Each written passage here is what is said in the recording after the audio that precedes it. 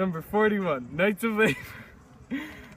It was created in 1869 and it was open to all the workers. They had 8-hour shifts, with equal pay for work. The Knights promoted the social cultural uplift of the working man. Knights rejected socialism and radicalism. The program reached 28,000 members in 1880, jumped to 100,000 in 1884. Daniel Spar, Sam Cattrine, Uriah Smith, Stevens, and Sherry Spar established the Knights of Labor. You camera. Okay. American Federal. It's still going. I know. American Federation of Labor.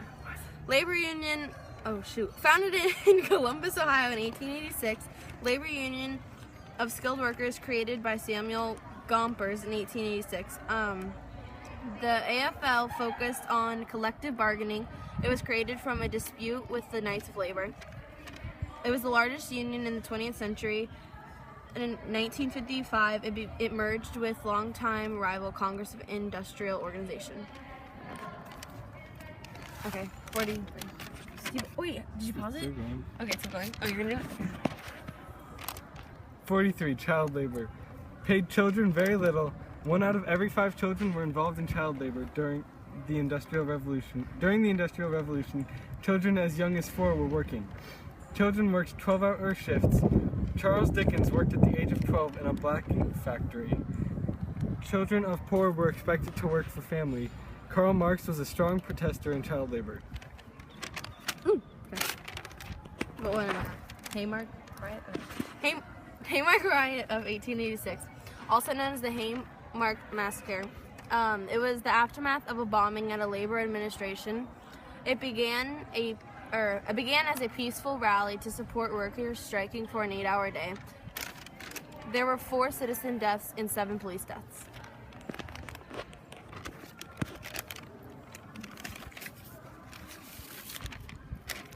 '45, the Homestead Strike of 1892. Industrial lockout began June 30th of 1892. It was a battle between strikers and private security agents. The battle was one of the most tenuous disputes in the U.S. labor history. It ended as a major defeat for the Union and a setback for their efforts to unionize. 47? No, 6. Oh, 46. Pullman strike. It was a nationwide railroad strike in the United States. It was the American Railway Union against the Pullman Union. It shut down much of the nation's freight and what? Is this even right? Freight and passenger traffic. Many of the Pullman factory workers joined by the ARUO, the American Railway Union, led by Eugene V. Dobbs. I don't know if it's right. 47, the Chinese Exclusion Act. It was a U.S. federal signed by President Chester A. Arthur on May 6, 1892. It allowed the U.S. to suspend Chinese immigration. It was intended to last 10 years, but it was made permanent in 1902. It was the first law to prevent a specific ethnic group from immigrating to the United States. It was replaced by the Magnesium Act on December 17, 1943. Which one? 48. The Gentleman's Agreement of 1907, informal argument between the U.S. and the Emperor of Japan, where the U.S. would impose restrictions on Japanese immigration. The goal was to release tension between the two nations.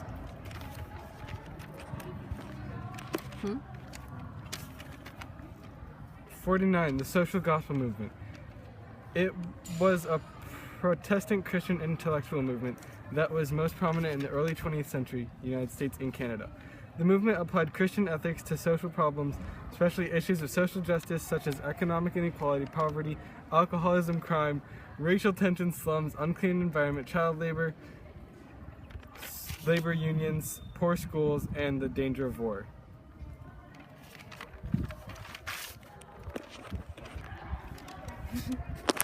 We're on Stephen's handwriting now, so I don't know how to read this exactly. Settlement houses were an important institutions in the late 19th and early 20th centuries. In Chicago, Hull Houses was the best known settlement in the United States. They were large buildings in crowded immigrant neighborhoods of the industrial cities. Jake Adams and Ellen Gates Starr launched the Hull House. After people heard Hull House heard. No. I don't know what you said. Spread to Oh, Hull House is spread to New York, Boston, and Philadelphia. Wow. Political machines were political organizations in which an authoritative boss or small group commands the support of a corps of supporters and businesses who receive rewards for the efforts. The machine's power comes from the ability of workers to get out the vote for their candidates. Political machines in the United States date back to the 18th century. Muckrakers were journalists who wrote for popular magazines and continued a tradition of investigative journalism.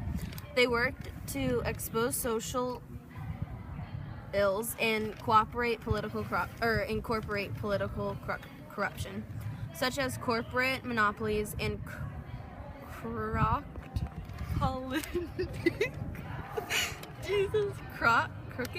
crooked political machines. They also raised public awareness of chronic urban poverty, unsafe working conditions, and social issues like child labor.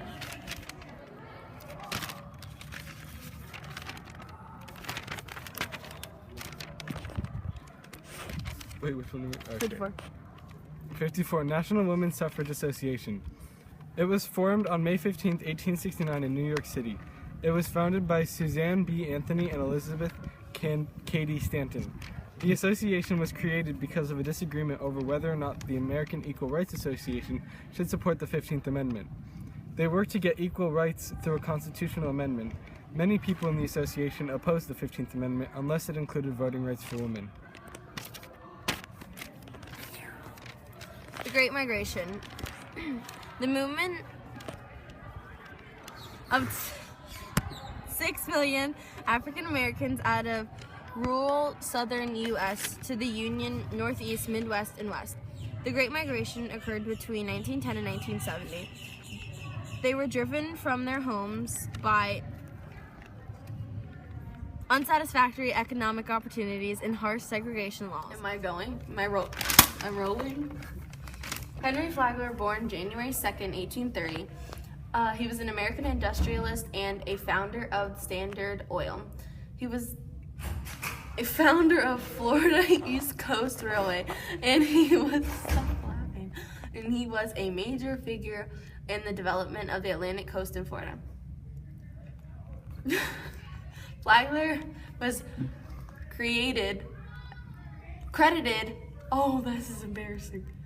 Flagler was credited as the brain behind the booming oil refinery business. His company was named Standard Oil, and it monopolized quickly. By 1892, Standard Oil had a monopoly over all of the